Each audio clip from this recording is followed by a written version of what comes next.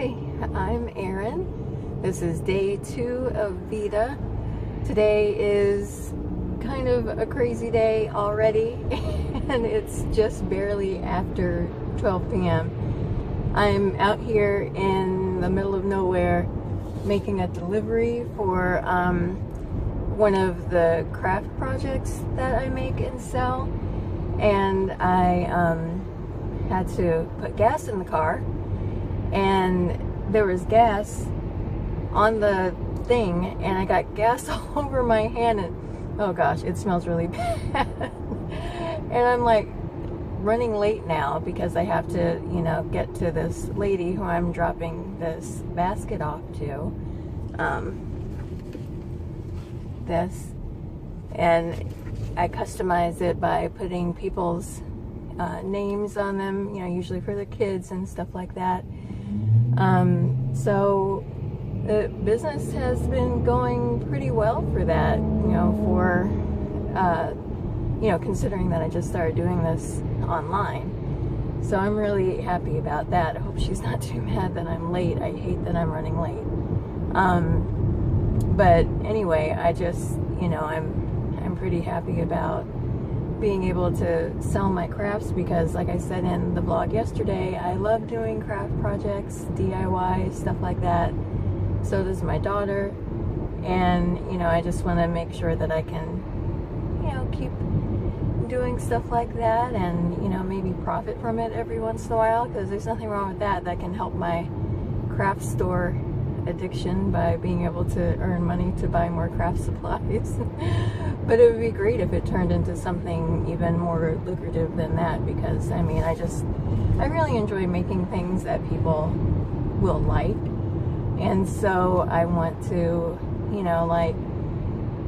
be able to use that skill to also earn decent money from it, because I'm not really the type of person who likes to be in a traditional office environment, even though I have been for years and years and years. But again, that's another story for another time. But I just kind of wanted to pop in and say that, because I am trying to get down here to the meeting place that we have so I can give her this basket that she got for her son and get to get back home after that.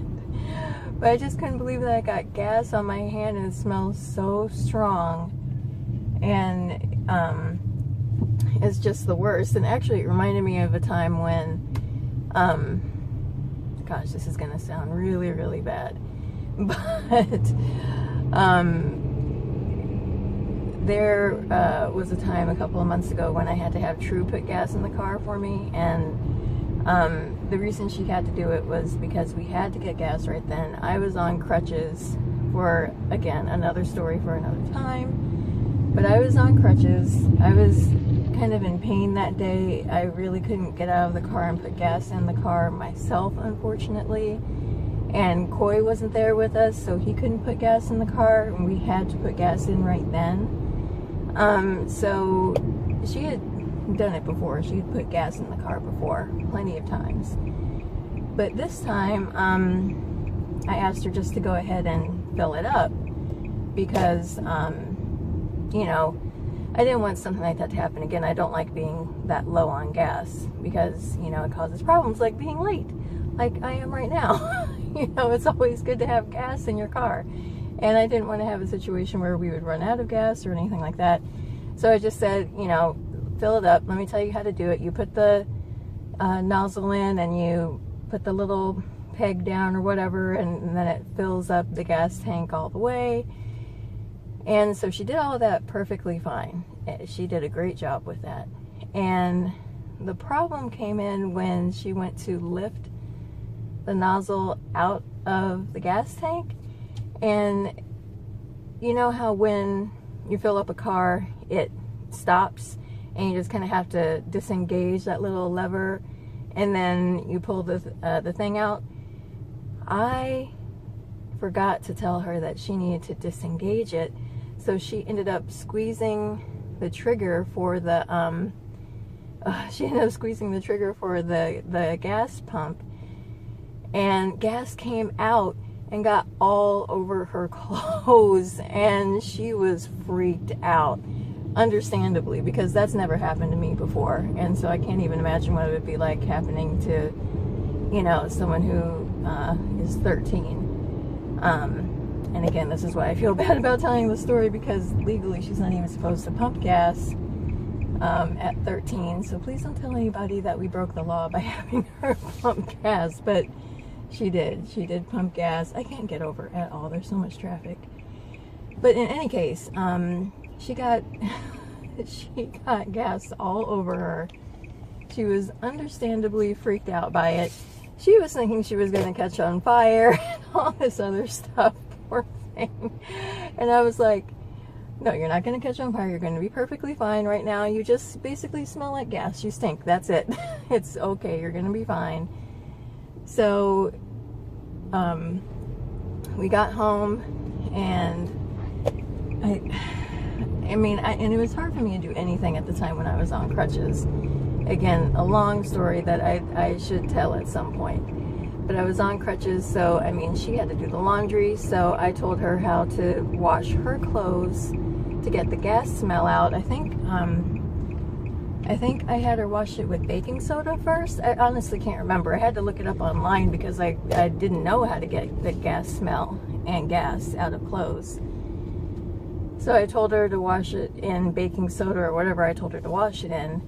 And, you know, that would get the smell out. And then after that, she washed it with some laundry detergent. And after that, the clothes are perfectly fine.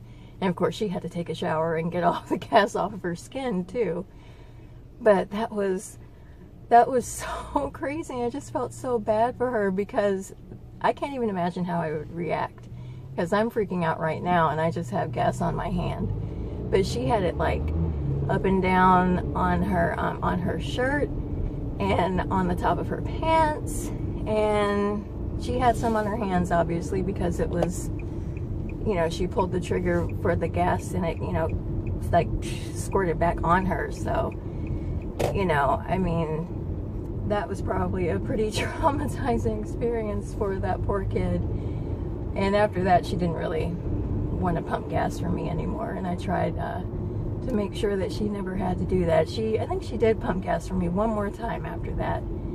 My kids were extremely helpful to me when I was on crutches for that very, very long time. So, you know, I do have to say that I appreciate them so much for everything that they did, because it was very difficult for me to do anything, and they helped me out tremendously.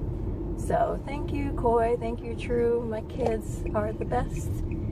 And I'm about to pull up to the meeting spot where I told this person that I would meet her, and hopefully she won't be too mad that I'm late. I'll explain to her what happened if she's curious or if she looks mad.